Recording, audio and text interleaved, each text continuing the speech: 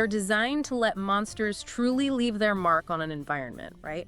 Turning terrain from just backdrop into a weaponized extension of the monster's will. Yeah, the lair becomes part of the monster. Exactly. And when you combine these with existing environmental hazards, their power becomes exponentially deadlier. They stack effects in waves that can disorient, divide, or seriously endanger the party. Like what kind of places? Think volcanic caverns where the monster triggers sudden lava flows, cutting off escape routes. Haunted temples with shifting corridors that trap and confuse. Deep jungles choked in poisonous mists that slowly erode health. Right. These provide perfect stages for lair action escalation. Transforms the arena into a character itself, an active participant. And what's incredibly effective here is the true power in layering, using lair actions to trigger or amplify hazards already present. Sometimes the reverse, too. Layering again, that seems key. It is. Imagine a manticore's lair. Round 1. Lair action opens a hidden pit trap, cuts off part of the arena. Okay. Round 2. Poisonous gas seeps in from vents, forcing players to move or suffer. Getting worse. Round 3. The floor suddenly slides, dumping players into a summoning circle, bringing new threats into play. Whoa, okay, that's escalation. Each round, the peril ramps up, forces the party to adapt to rapidly changing conditions, juggle multiple priorities, constantly rethink objectives mid-combat.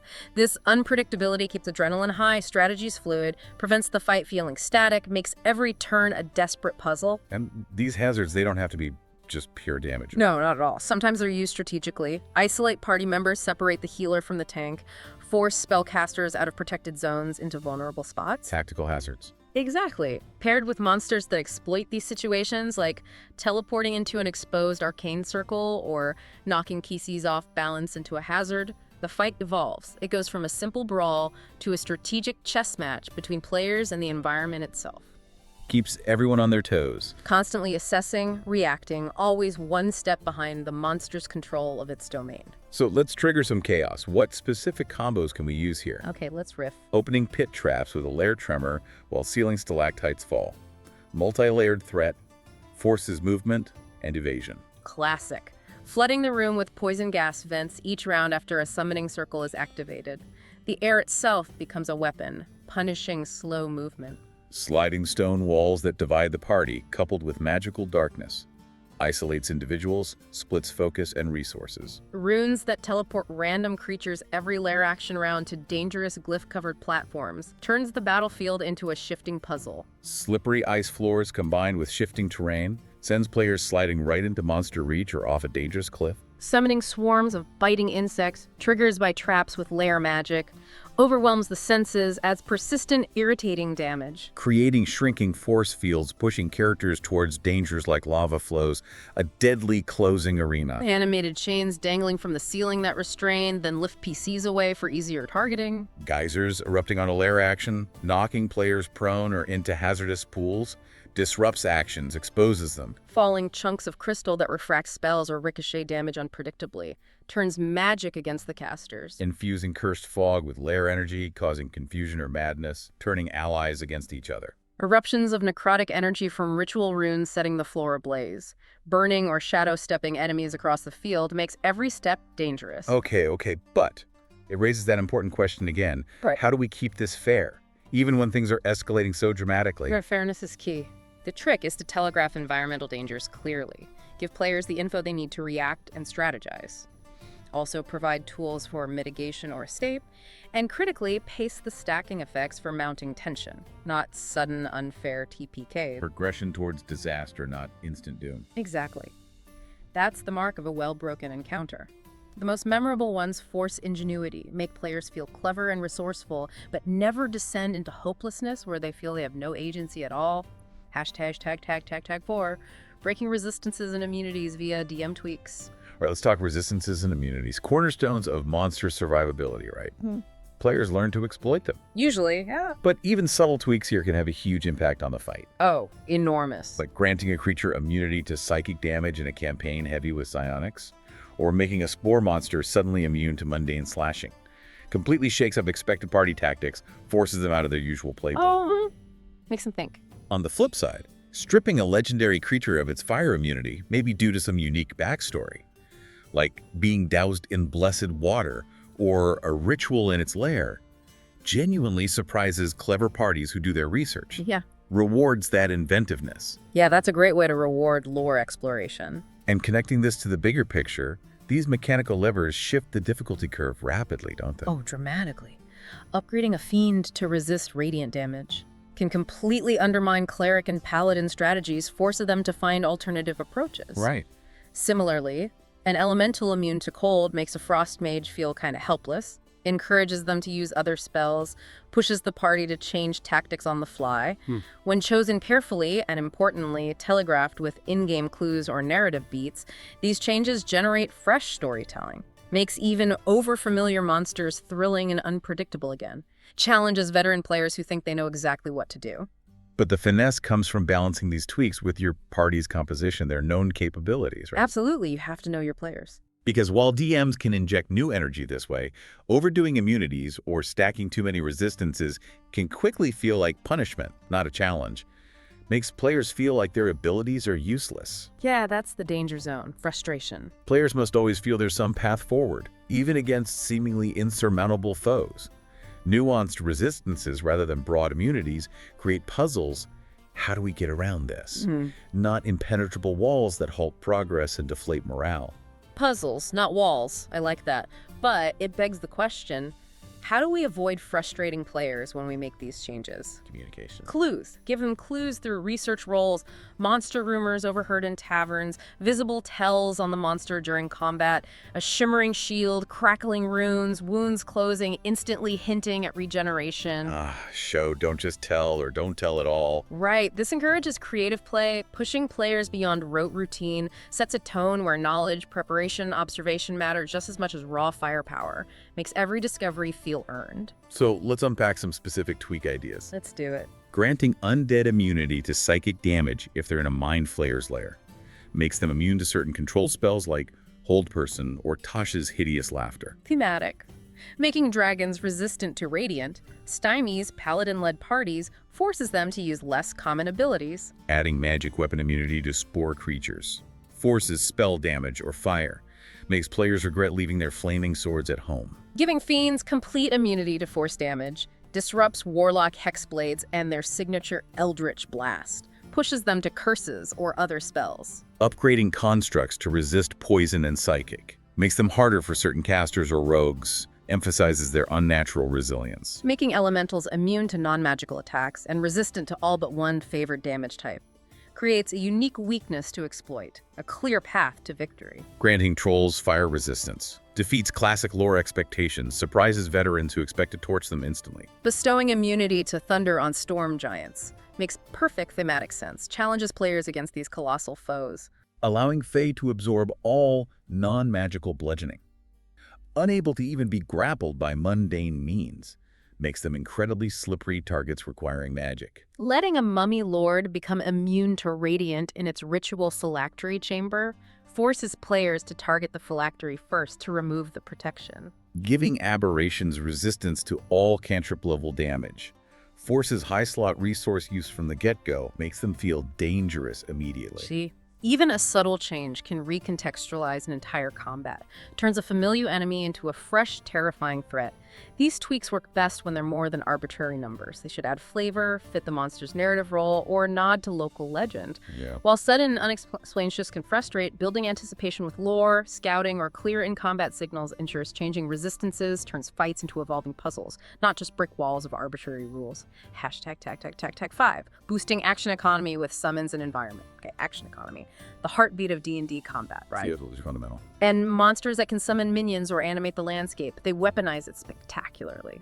Oh yeah, summons change everything. Every new creature called or object animated is an extra attack, more battlefield control, another set of actions happening between player turns, dramatically increases the sheer volume of threats. By combining summoning with advantageous terrain or giving summons bonus effects, poison, grappling, spell resistance, you can build encounters that feel massive and desperate even with only a few core high HP monsters. The party feels truly overwhelmed, forced to manage multiple threats at once. You can see how that compounding effect, round after round, could overwhelm even veteran adventurers. Easily. Imagine a mummy lord summoning burrowing ank eggs from quicksand. Players deal with difficult terrain and hidden threats simultaneously. Nasty combo. Or a druid boss animating trees in a narrow glade, creates living choke points, funnels players into dangerous spots. Yeah, controls movement completely. Players quickly find themselves swarmed on multiple fronts, forced to split focus, adapt rapidly, maybe retreat, seek higher ground. These summoned allies aren't just extra bodies. They distract, block retreats, shield their master. Requires full party coordination, divides attention, turns a simple combat into a complex tactical puzzle. And environmental animation is just as potent. Think about a haunted suit of armor suddenly animating every sword, shield, tapestry in the room. The room itself attacks you. Yeah. Turns decorations into additional unpredictable threats.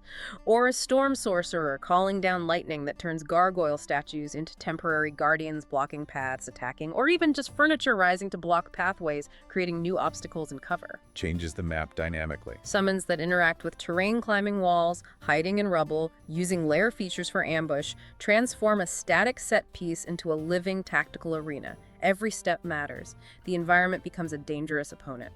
So what does this mean for your game? What kind of summon environment combos could we use? All right, let's brainstorm some chaotic pairings. Giant mummy lords summoning burrowing ankegs from sand. Hidden, shifting threats. Druid villains summoning awakened tree blights to clog choke points. Force players into kill zones. Dracoliches raising skeletal wormlings as flying reinforcements. Overwhelm from above. Hag covens calling shadow mastiffs during ritual phases.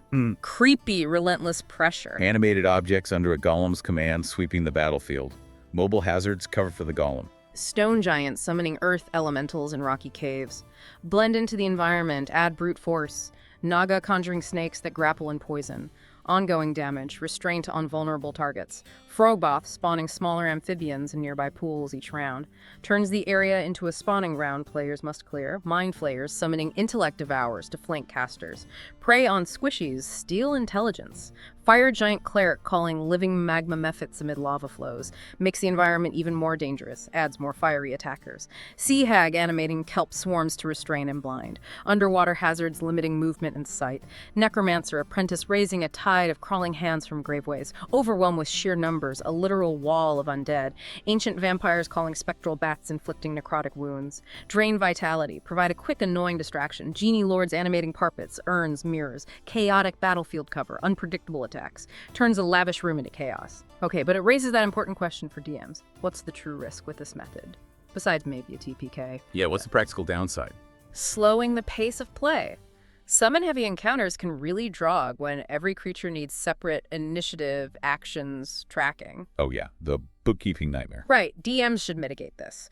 Group summoned creatures, give them simple AI, they all attack the nearest caster, let them act in concert for smoother play. Makes sense. And for boss fights, reserve this for mid or late combat escalation, not the opening salvo. Otherwise, battles slow to a crawl before the real threat emerges. Players get bored fast. Good tip. Pacing matters. But when managed smartly, summon-driven encounters provide truly cinematic set pieces and a relentless sense of urgency that keeps players on the edge of their seats. Okay, let's step into the wild laboratory of broken encounters. See these techniques at play. Imagine how they might unfold at the table. Create those unforgettable moments. All right, case study time. Imagine an ice titan atop a creaking glacier. It uses lair actions to collapse crevasses under party members' feet, forces constant movement, while simultaneously summoning blizzards to obscure vision, deal damage. Okay, so that's lair actions plus mobility plus environmental hazards. Exactly. The player impact is immediate. Forced movement, party might get split by collapsing ice. The battle becomes as much about agility and creative thinking using ropes, melting ice as raw damage. And the lesson learned. Well-telegraphed hazards, while dangerous, actually foster more creativity. Players seek ingenious ways to navigate the shifting battlefield, feel clever, rewarded for problem solving. Nice. Okay, next case.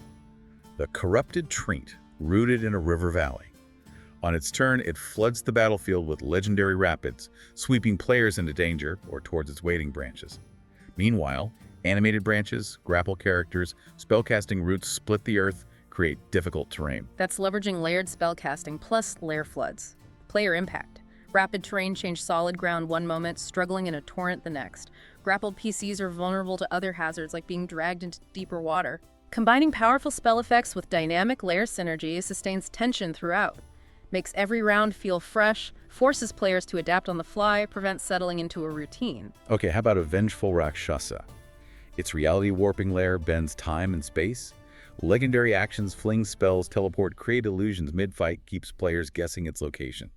Lair actions distort initiative, shuffle turns unpredictably, fracture the battlefield into surreal portals and hazards. Whoa! That's combining legendary actions plus reality warping. Player impact. Immediate unpredictability, chaos. Familiar combat rhythms shattered. Players rely on intuition, quick thinking. And the takeaway. Shifting fundamental rules and engagement within a fight powerfully rewards player flexibility and adaptability, pushes them beyond standard tactics. Okay, last one. A Death Knight from Crypt Shadows. Wow. Shrouded in layered resistances, may be resistant to radiant, immune to non-magical slashing. Supported by waves of relentless undead summons rising from the ground, environmental triggers, glyphs, necrotic mists, animating armor make every inch lethal. That's summons plus resistances plus environmental hazards. Player impact. Wear down attrition, sheer exhaustion. Relentless onslaught, near invulnerable foe. Lesson here?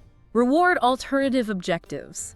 Let players win not just by brute forcing the main monster, but by disabling summons, destroying glyphs, cleansing environmental effects. Gives more paths to victory. I could apply this elsewhere too, right? Like a Beholder's Maze. Oh, yeah. Legendary spells plus force field lair. Constant suppression, split fights, lessen, spread threat, allow escapes. Tracheoletchery. Flying summons plus lair lightning. Overwhelming action economy. Lesson. Use waves for pacing. Clockwork Abomination. Merged monster features plus terrain. Everything at once. Panic. Lesson. One-off drama, not routine. Ghost King Ruins. Immunity shift plus phasing hazards.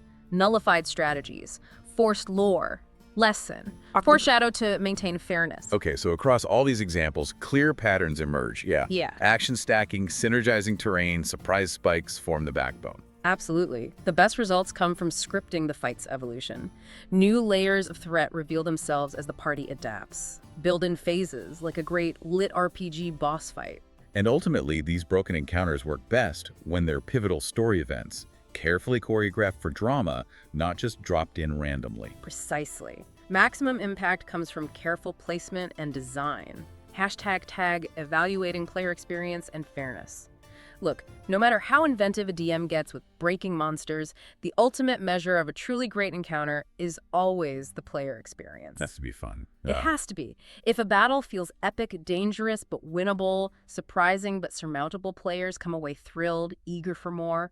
They'll recount those tales for sessions to come. So what defines an epic battle then? It's as much about pacing and player agency as raw numbers. The best fights allow meaningful choices that feel impactful, clever counterplay that makes players feel smart, and rewards that feel genuinely earned, not just delivered. Fosters that sense of accomplishment. And as DMs, we need to stay incredibly attentive to the group's reactions in real time. Constantly reading the room. Yeah. If that initial tension gives way to resignation or excitement curdles into frustration, that's a clear signal. Time to adjust. Pull back a bit. Maybe scale back abilities mid-fight. Perhaps a special ability doesn't recharge. Provide narrative out clauses. A sudden environmental change helps the players. Or even explain some rule bending before the fight. Set expectations. Transparency helps. A transparent DM, open to feedback, willing to adapt, fosters a table where calculated risk is embraced, but never weaponized against player fun. Yeah, builds trust. And it's important to ask, how do we ensure fairness when we're intentionally breaking monsters? Counterplay. Counterplay is absolutely crucial. No monster, however terrifying or broken, should feel immune to everything the party has. Creative, lore-based solutions breaking that ice formation, toppling a statue, using spells unexpectedly, should always allow every player to shine, even in the dire scenario. Give everyone a chance to be the hero. Exactly. Ultimately, balance isn't about sameness or sticking rigidly to a chart. It's about making sure every session feels tailored to your players, their strengths, the unique story you're building together. Ensuring everyone gets their moment. #tag when breaking goes too far. It's a fine line we walk, though. And sometimes, breaking crosses that line from thrilling to genuinely demoralizing when it just deprives players of meaningful agency. Yeah, it can go sour fast. If a fight devolves into a one-sided slaughter, players feel like there's nothing they can do. Or if monsters get so many instant win buttons, the party feels utterly powerless. The table's energy just sours. Right. It becomes a dreary game of attrition. Exhausting, repetitive, not climactic. And the danger is highest when the DM repeats these highs too often, right? Creates that arms race of broken encounters that eventually burns out the fun for everyone. Leads to player fatigue, disengagement. So connecting this to the bigger picture, what are some of those over-the-top tweaks we should definitely avoid? The ones that push too far? Good question. What breaks the fun? Okay, think about granting monsters triple legendary actions, acting after every single player. Overwhelming makes players feel they never get to act. Yeah. Allowing unlimited summons with no cap, flooding the board endlessly, bogs down combat, frustrates players, creates a slog. Constant save or die effects with no counterplay or incremental risk. Removes agency, feels like a lottery. Silent immunities, never described or hinted at, invalidating key abilities, feels like an unfair trick. Unavoidable instant death traps triggered with no warning, just unfair, cheap. Terrain collapsing under the party with no clues or chance to react, removes choice, feels like punishment. Permanent invisibility without any way to detect or mitigate, makes a monster untouchable, boring to fight. Layering multiple layer actions so hazards trigger every turn, not just every round. Too much chaos, too much bookkeeping burden. Stacking resistance immunities across all major damage types. Makes a monster feel invulnerable, frustrating. Magical suppression fields blocking all spells, items, class features. Deprives players of core abilities, makes them feel useless. Legendary resistance that recharges every round endlessly. Makes the monster unstoppable, impossible to affect meaningfully. And environmental effects chain reacting in ways no player could foresee. Just feels arbitrary, confusing. So what does this all mean for the heart of D&D? It really comes back to agency and stakes, doesn't it? It does. Powers that can't be countered, hazards without crews, they quickly become hollow triumphs for the DM and sources of deep disillusionment for players. Right. The solution isn't banning breaking, but adding fail-safes. Alternative win conditions, hidden advantages players discover through clever play, ways for players to reset the balance with brilliant tactics, or even heroic sacrifice. Give them outs. Yeah. True epic moments bloom not from total monster domination, but from wild swings, unexpected reversals, and the chance for heroic recovery, even when the odds look completely lost. Those are the stories that get told again and again. #tag best practices for responsible breaking. Mastery of encounter breaking, it really begins with responsibility. Makes sense. How do you practice that? Well, it means testing your ideas maybe behind the screen, a quick thought experiment, or even in dedicated one-shots. Lets you experiment without derailing the main campaign. It also means scaling difficulty in stages. Gradually escalate the challenge, don't throw everything at once, and critically communicate intentions implicitly or explicitly with your players. Let them know what they're getting into, sort of. Yeah, gradual escalation lets parties acclimate without feeling railroaded into disaster. A thoughtful DM paces their breaking, creates space for both triumph and learning, builds trust, engagement. And keeping the monster's new abilities modular seems smart. Definitely. Don't start with a fully loaded broken beast right out of the gate. Start small, add a single legendary action, one new terrain hazard, observe how the party reacts. Test the waters. If they adapt and succeed, fantastic. Ramp it up next time with another tweak. If frustration or confusion sets in, dial it back. Tweak your approach for the next encounter. Maybe remove that effect. Iteration. And don't be afraid to share after-action reports with the group. Gauge their excitement. Get insight into what really works for your table. It's collaborative. Clarity and consent seem huge here, especially with dramatic tweaks. Deeply important. Out-of-game signals, like saying, hey, this next encounter is legendary, expect surprises, new mechanics, helps set expectations, reduces feelings of DM fiat during play. It prepares them mentally. And in-game clues. Those magical sigils crackling, unusual environmental cues hinting at power, cryptic rumors from terrified locals, give parties valuable chances to prepare, strategize, makes victory feel earned. Right. Responsible breaking isn't about shattering trust, it's about building anticipation together for something truly memorable and wild. Makes everyone feel part of the exciting experiment. #tag tools and tracking for tweaked encounters. Okay, so as monsters, lair actions, hazards get more elaborate, so too must a DM's tracking tools, right? Oh, absolutely. Gotta stay organized. It's crucial to document house rules, encounter adjustments, terrain triggers. You can use simple index cards for monster abilities, a campaign journal for broader rules, digital notes for quick access. Make special note of once pressed uses, legendary action quotas, which hazards have already triggered, prevents accidental repeats, ensures abilities play out as intended, keeps the game fair and consistent, even in the heat of battle. And physical or digital trackers can be incredibly helpful for monitoring usage and changes. Like what? Initiative boards, physical counters for legendary actions, simple spreadsheets for tracking legendary action use, environmental changes, ensures you don't miss a beat. For complex hazards or phased encounters, jot down state lists, chasm opened, glyph triggered, poison cloud active, so you don't forget which story beats or traps have played out. It keeps the chaos organized, not bewildering. Exactly. Frees up your mental energy to focus on role-playing, describing the action. And crucially, clear communication with players underpins all this prep. Always comes back to communication. After high-stakes encounters, take a moment. Review what worked, explain unique mechanics, confirm everyone felt challenged and empowered. Get that feedback loop going. This open channel builds buy-in for future sessions, lets you push boundaries without risking player trust, creates a shared understanding of what breaking the game means at your table, makes everyone a co-creator. So let's quickly go over some tracking approaches people might find useful for keeping these broken encounters smooth. Yeah, quick tips. Custom legendary actions, index cards, action counters. Explain new options before the fight. No rule surprises mid-combat. Environmental hazard chains, state lists, terrain maps, foreshadow hazard triggers narratively. Layered spellcasting layer. Spell slot trackers, color codes on your sheet. Announce phase or wave changes. Variable resistances, notes on monster sheets, markers, provide lore clues, visible effects in-game. Summoning waves. Initiative tracker, group AI. Telegraph reinforcements, rising sound, trembling ground. Animated objects minions, batch initiative grouping. Describe changes narratively, statue cracking to life. Phase legendary resistance, check off boxes, recharge icons, warn about new phases in narration. It seems to gather energy. Terrain shifts, Yeah. modular map overlays, show shifting map areas visually. Action economy boosters, round-by-round templates, confirm extra actions allowed, keep everyone on the same page. Homebrew abilities.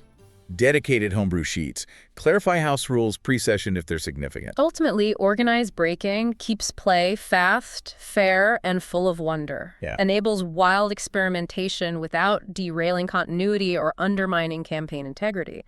When everyone knows what's happening and where the boundaries lie, sessions become vibrant playgrounds for creativity, not confusing battlegrounds. Hashtag tag tag outro. At its heart, Breaking Monster Manual is less about mechanical one-upmanship Right. and more about chasing that electric thrill of uncharted storytelling. Yeah, finding those moments. Exactly.